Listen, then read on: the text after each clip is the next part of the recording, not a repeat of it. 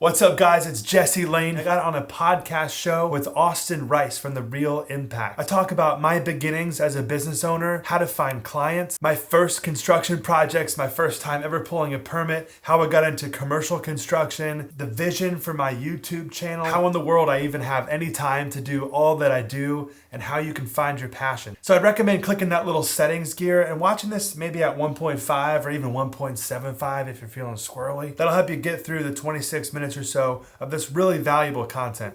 Roll the clip. What's going on, guys? Welcome back to another episode of The Real Impact. I'm your host, Austin Rice. We have a great one lined up for you guys today. We got Mr. Jesse Lane with J Lane Construction. Be sure to watch the very end. Let's get going. 1, 2, 3, 4.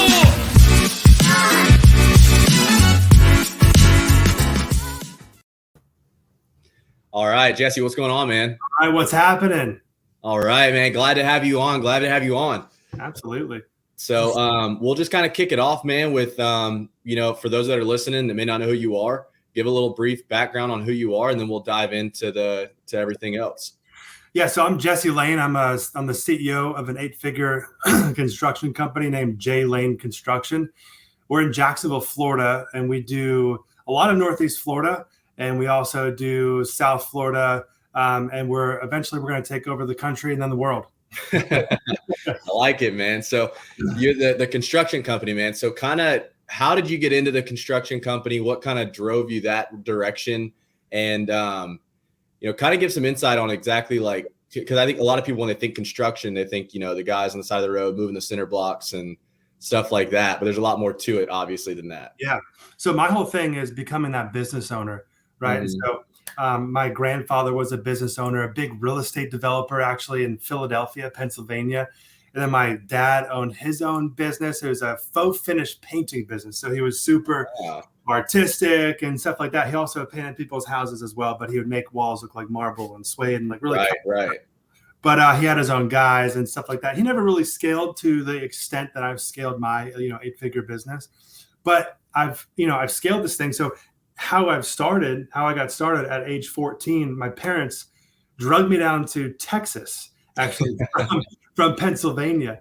Okay. So that was an interesting move that took me from a skateboarder kid, smoking pot, got kicked out of every single school I went to. Next step, I would have been dead or in jail.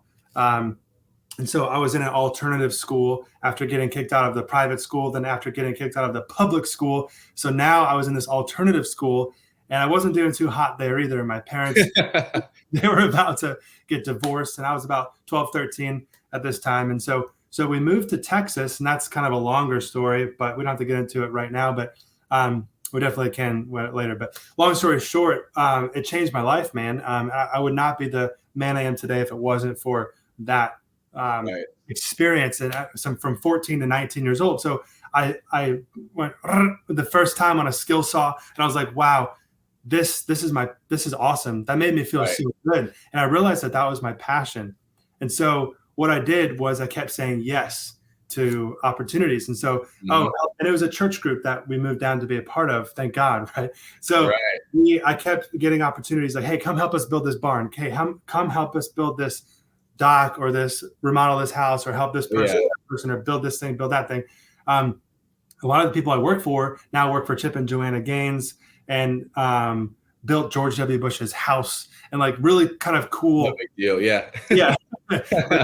Cool people to learn from. And so I kept saying yes. And that's kind of really how I got started and found my passion. That's the beginnings of it, at least. Right.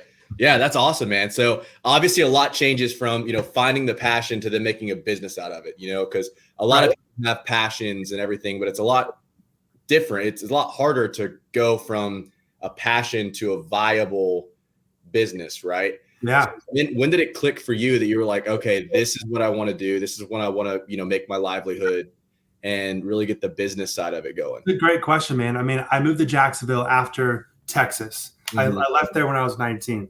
And so when I moved to Jacksonville, I was working at Chick-fil-A. I was doing whatever I had to do. I was also in construction. That Chick-fil-A was a short little. Right. Yeah. Because that was me like 12 years ago. Like I was 19. I'm like 30, 31 now. about to be 31. So I was working for this trim carpenter named Sean, and I met him through a church group here in Jacksonville. And he told me, he's like, man, because I was his best employee and I was running all his crews and I'd really leveled up. You need to start your own LLC, Jesse. And I was like, man, that could be really cool. That's a really good idea. He told me about these one guys that he knew. He had the trailer and everything. It was We Got This, DIS, LLC. Nice. Like, well, I could do something like that, or I could be like, so what I'm thinking about, what to call my company. So I was like, that's the hardest part, by the way, for anybody listening. That is one of the hardest parts. Exactly. It is, man, because it's really crucial. Yeah. This is what you're going to brand yourself on for the next however long you have the business, hopefully forever, or maybe you sell it, which is be harder. I'll tell you my business. I mean, you already know J-Lane Construction, but it'd be harder maybe for me to sell it. I'm not really sure. I'm not really planning to sell it, but anyways, that's another conversation. The kids in school called me J-Lane for my nickname. So I was like, that sounds cool. J-Lane Construction LLC. And nice. So I just started it off and I went from there, man. I mean, it was quite the process getting the business off the ground. Yeah, I can only imagine, man, because obviously, it's more of a service-based business, right? And, from what we do, and buying and selling properties and things like that, like it's a service, but it's not necessarily a service, right? Because we do a lot of, direct marketing, and it's a lot easier for us to go directly to, our ideal client, our ideal seller. So for you guys, like, what was the approach on, trying to get business? Was it just more like word of mouth? Were you door knocking? Like, how'd you start off? It's a fantastic question. I think a lot of contractors that follow me on YouTube, which is just my name, Jesse Lane on YouTube, Jesse, there's no I. Yeah. Then Lane like a street. Is how do I find clients? And what I tell them is start with Google My Business. Mm-hmm. What I did was I started with 7 months or so of SEO, like from the get-go. I paid like $700 a month or like something crazy for this guy to do SEO, but he got all the backlinks, he got all the whatever else is needed, the articles, I don't even know, to like set it all up and then get it pumping. You're not going to see results for 6 to 8 months, maybe 12. Right. But you're paying all this money every single month. And so I did that to start, but to generate, so there's kind of this circle of, it's kind of a catch-22, but there is a way to get it started. But once you get it started, you're golden. You have to get clients, but how do you get clients? You need to have other people give you reviews. So when new people come onto your website, they say, oh, well, another person had a great experience. Or testimonials. Exactly. Yeah. That has been the gold. But how do you start? And so what I did was I went on Thumbtack, Angie's List, Home Advisor, whatever the other websites are, and Craigslist even sometimes. Yeah. That was the worst, but mainly like Thumbtack and like stuff like that. Mm-hmm. And I just went and built someone a set of stairs, or like physically myself. I was like 21 years old, whatever it was. And this is, over a decade ago. And so I did those little jobs and I fixed the drywall and I did the door installation for a church. And then, I got this and that, and then different jobs. And so then I put a house edition on someone's house. And so, well, actually that was a little later after I got my license. Anyway, so back up a little bit. So I did these small jobs and then I got reviews. If you can get 5-star Google reviews, then people will call you. They'll say, oh, this isn't just some blank name, no review, Joe. So they call. Some guy just started his LLC yesterday and exactly Google, yeah. Exactly, but you got to start somewhere, but you got to start small. So it's just walk before you run. So, because the baby's got to get on his feet before he can walk, right? So then you have to trot, and then you got to run, But you mean you don't start off doing, hotel conversions to apartments? Like that's not the starting point. No. Exactly. Like today, we're turning 116 unit hotel into apartments and a full amenity center renovation. And that those are I can't probably say the exact numbers, but those are multi-million dollar jobs. So once you get those things, the next step is to get client testimonial videos. If you can have the person put their face in front of the internet and say, J-Lane Construction or whatever, Joe's Concrete did the best whatever for me, and this is my experience, and I would definitely hire them again. Boom, done. Like 5-minute videos, 2-minute videos, whatever it may be. Put those on your website. Then if you have Google reviews, a Google My Business listing, you know, those are the same thing that, but are optimized and SEO is done. And then you have those video testimonials on a really optimized website. Done. That's game over. That's it, man. Yeah. No, I think that's huge because I think at the end of the day, right, people want to hear from other people, not someone who's affiliated, right? Yes. And so those testimonials are massive selling points. Yeah. We struggle with that, you know, but we've gotten better. But the video testimonials are huge takeaway. That's it. And you probably do a lot of direct mail because you're a wholesaler, right? Yeah. So we actually don't do a lot of direct mail, man. So we actually just do cold calling and PPC. So we do like Google ads. Okay. Yeah. Because cold calling probably would never work for general contractors. Yeah. I doubt it. Because at this point, I can't even handle, like, I was looking at yesterday and I have I'm a Google My Business guy, but I looked on Yelp. I'm like, oh crap. I have like a negative review. I think even 2 that I missed, but because the only thing is like that they say is negative is they won't call me back. So it's like, but it's a bunch of Karens on there that want residential little projects. Cause now I'm so massively scaled. I'm a commercial general contractor and that's it. Right. They're coming to Chick-fil-A asking for a burger and I just can't give them a burger. Yeah. You have to fill it. But there's thousands of people or hundreds of people lining up at our door to like all these like people trying to get us to do a project because we're the #1 rated in Jacksonville for 4 years in a row. That's an award, best general contractor in Jacksonville. We've also been #1 fastest growing on Inc. 5000 numerous times. Anyway, so yeah, man. So talk about that. Talk about the transition from going from doing the residential to now being in the commercial like side that you guys are in. Yeah, good question. What caused the transition?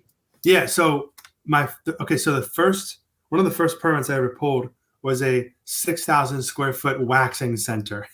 Oh man. Yeah, completely. Like, you can go back and get free waxing anytime. I'm like, thanks. Yeah. But yeah, so I remodeled this whole thing, and I was like 22 years old. Just got my general contractor's license. So there's actually 3 tiers in Florida. There's residential, building, and then general as far as contractors' licenses. And so I started out with building. And so after 4 years, now I've upgraded to general because I had the experience of building. Right. So but with a building contractor's license, you can pull commercial permits. So I pulled this commercial permit and I brought the right people in. I might have not have known exactly every little detail of what I was doing because I was so young, but I pulled the right people in and it ultimately got done. And I was like, hey, can you guys do a video testimonial for me? Like, this would be so epic. This would be like, right. Yeah. They did it. And so that was the catalyst behind my commercial construction career. Nice. So just yeah. So since then we've done dessert shops, oxygen bottling facilities, auto dealerships. We're doing, like, if you look at jlaneconstruction.com, we're working for Pepsi right now. We're working for BMW right now. We're working for so many big companies. And I've helped even smaller businesses like breweries, Disco Witch Brewery and Sweet Cravings by Shar and Crumble Cookie. Crumble Cookie is a franchise, but we still did one. Right. Beach and Hodges, if you go there, Jay Lane built that. So all kinds of commercial build outs, but also we're building another 6,000 square foot new build ground up imaging center for optimal imaging. So awesome. we're talking MRIs. That's in Middleburg. So right. A little corner lot by the road. And so we're building that. Yeah. That's awesome, man. So you start off building stairs for people off of Craigslist, you know? That's it, man. Yeah. And then now going into, building ground up, imaging centers for, that are going to eventually save people's lives. Dude, I got chills, man. Yeah. Like that's what's crazy. And that's where I think a lot of people miss, as I think so many people want to start at the end, right? Like so many people want to start at their goal and they forget that, like, in order to get to the goal, like, you got to start small. Like you said, you got to run. Yeah, exactly. That's what Gary Vee always talks about. You got to get the dirt, bro. You got to live in the dirt for like a decade. And that's how you actually get somewhere. And I just did an interview with him last week on my YouTube channel. So awesome. 15-minute podcast. This is the next podcast I did after Gary Vee. Oh, hell yeah.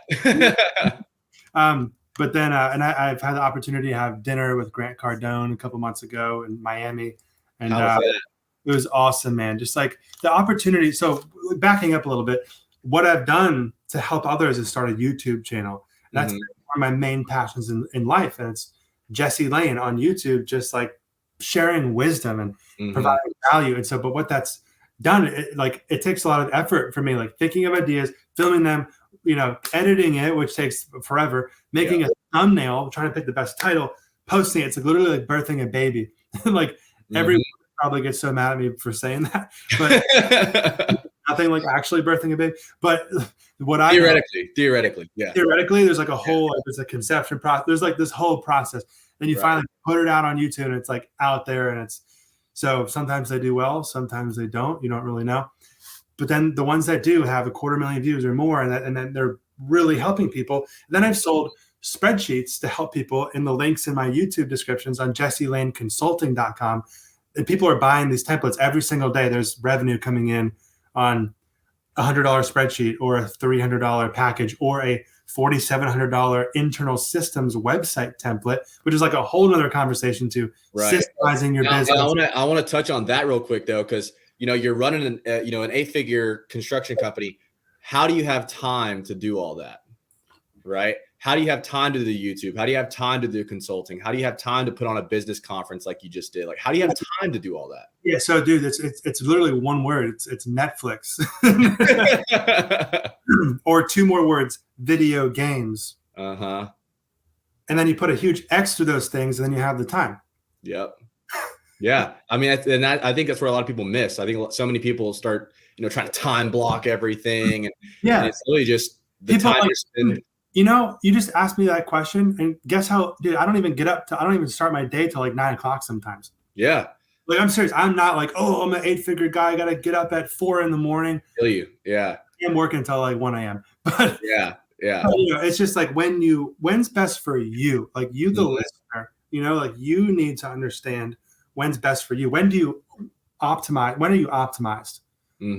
Then you'll scale. And then also you got to find your passion. If you can know yourself, be self-aware, and then find your passion, you'll enter this light beam I always talk about. Once you get in there, it's like a whole nother thing, because you're not like working at Walmart. You freaking hate it. Work is drudgery. It's none of that. It's can't wait for Monday morning. Right. Well, that's the thing is like, I think the other thing is too, like when you get into that light beam, like there is no such thing as like Monday morning, right? Because I think Monday morning has this like connotation, right? Where it's like, you're dreading it. You're not looking forward to it. But like when you're in that light beam, because I know what you're saying, like once you find your passion, you know what you're good at, and you focus on that, like just strictly, like there is no Monday morning, because every day is the same. Like you wake up every day, you crush it, you go to bed, you wake up the next day, you crush it. And like, there's no like, oh, I got to do this tomorrow. You'll have tasks that are mundane. You'll have tasks that are just tedious, but necessary. But there's never going to be that moment, Now, there are things that are with business ownership that are extremely frustrating. Oh, yeah. Things that take extremely way more time than you ever would have imagined. Like, just there's so many things I can name. Just even me flipping a house. Like, it's just over budget, over time. Everything drags. But there are other things that, especially once those are finally done, you feel so fulfilled, so good. But those are the things that go really smoothly, and you really love it. But you have to learn how to balance those things. I feel like there's so many good little sound bites, like that time clip. That should be like an Instagram reel. Like. Oh yeah. Netflix, like, cross it out. Like, so, but yeah, man, once you learn to balance those, it's good stuff. Yeah. No, and then you learn how to systemize your business too. Right. And that's another piece. Like that's a whole different piece in and of itself. Right. Like, and I think that's a big kicker to the scalability, behind, especially like where you guys are is, I would assume you guys have the systems, the people, the processes in place to be able to take on these jobs, but more than one job at a time. Yeah, exactly. I mean, we're doing such a massive, larger scale, but we eventually will be massive. We're not a 50 or 100 or 200 or $300 million company, nothing like that. But we're a $10, $15 million company right now, 2022. So the point is systems and people. Those are the two things that make business work. So you can't have, Actually, I interviewed Gary last week, and he said, actually, he disagreed with me. He's like, you can have just people and not systems, because he's so people centric. He's like he just gets people. But you definitely, absolutely cannot just have systems without the people to work the systems. It's like a bridge that leans on each other. Yeah. So what I've done with like my YouTube channel and different things, and with my business, is I built this internal website that's hosted on Squarespace. That, if you ever read the E-Myth, if you're listening to this and you've read the E-Myth by Michael E. Gerber, hopefully you have. Like, every entrepreneur should start with that book. It's like you read Rich Dad Poor Dad, then you read E-Myth by. So, systemization and how to get everybody doing the same thing across the whole company the same exact way.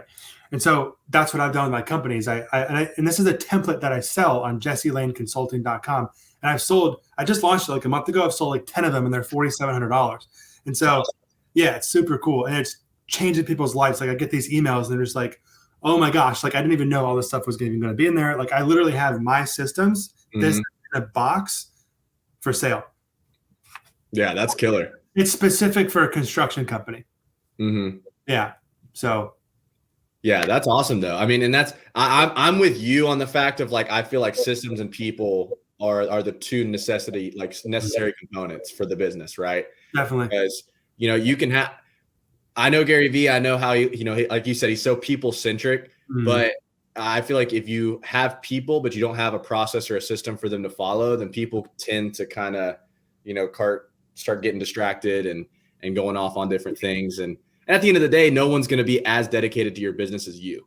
Exactly. Yeah. Your business is a reflection of you as the owner, if you're the owner. And if you're not the owner, that's okay. Get with someone, support them, and realize that you can benefit too. Like, I give my top employees, they're like not just employees, they're like my team partner, cuts of the company, Right. And so are you familiar with Alex Hormozy? He talks about incentive plans, right? Yeah. Talks about how you can scale with incentive plans all the time. Yeah. And attracting the best talent doing that. And, and I think that's a big thing, especially right now in the time that we're in, is so many people try to get the best talent for the cheapest possible. Right. And when you look at it, we pay a lot higher than industry standard on our sales team and everything like that. And, every conference I ever go to, everybody's like, whoa, Yeah. But, we're not constantly having to go through the same process everybody else is. We're not constantly having to interview. We're not constantly having to, turn over and do all that. You lose the most money when you turn over. Oh yeah. I agree with that 1,000%. Yeah. So what's one big question that you would ask me? And maybe as we kind of maybe close this thing out at some point, we don't need to drag it. I want to provide so much value to everyone listening. Yeah, I would say what would be someone that is just getting started, right? Or maybe a little lost, right? What would be your advice on finding that thing to get into that light beam, right? Yeah. So I believe everyone has that.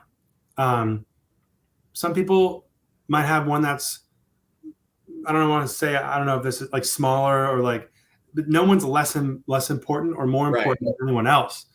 But maybe your thing is to be a cashier at Walmart, or like, I don't know, but you think it's mindset. So you think about how you're affecting those people, Right. So maybe that's the thing that makes you come alive.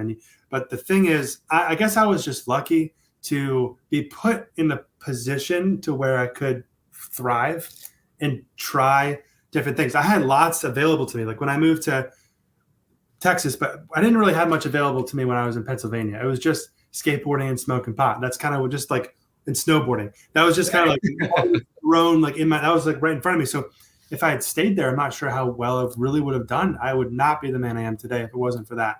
It wasn't a good fit, culture fit, like long term, but it radically transformed me going through that process. So when I moved to Texas, I could have done, I used to make crochet beanies. I used to crochet. That's awesome. That was actually a Pennsylvania thing. The coolest kids did it. Like, it's like, wow.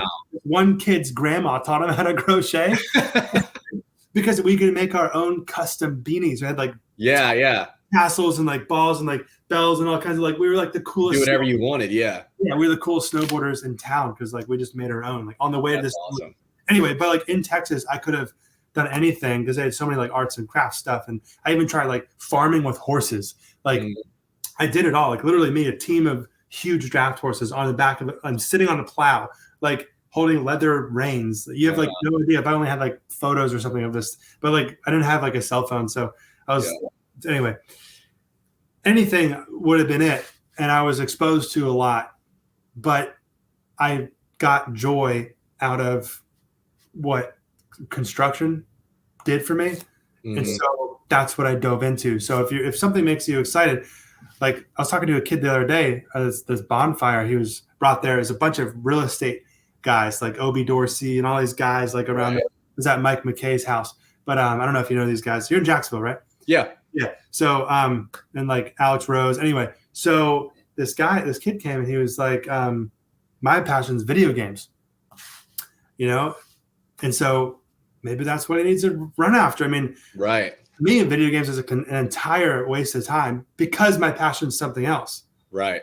No, and I think that speaks volumes, man. It's just whatever brings you joy, it makes you light up.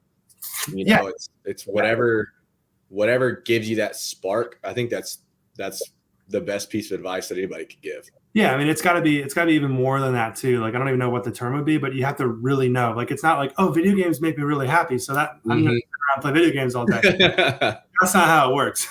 Yeah. No, I think that's true because I think when you know, right? Yeah. And it's kind of like cliche to say that, right? But it's just fact, you know, like when you feel it, like, you know, and there's no like second guessing. There's no kind of like, oh, is this it? You know, and I think that's the biggest like point to drive home to people is. I think that's, I like that. I asked you to bring up a big point and I think you did it, man. Yeah. Awesome, man. Well, we'll wrap this thing up, man. I appreciate you hopping on with us today. And then guys, be sure to tune in every Monday. We'll do a live episode, and every Thursday we got an episode posted with a great entrepreneur such as Jesse. Jesse, I appreciate you hopping on, man. What's one last thing you'd like to leave everybody with? Follow me on Instagram, Jesse Lane TV. There we go. There we go. Love it. That's it. Hey, thanks so much for watching that podcast. That was cool, wasn't it? Make sure to check out Austin Rice on his Instagram at Austin Rice Official. And of course, follow me on Instagram, Jesse Lane TV. And if you want to watch another video, go ahead and click here. See ya.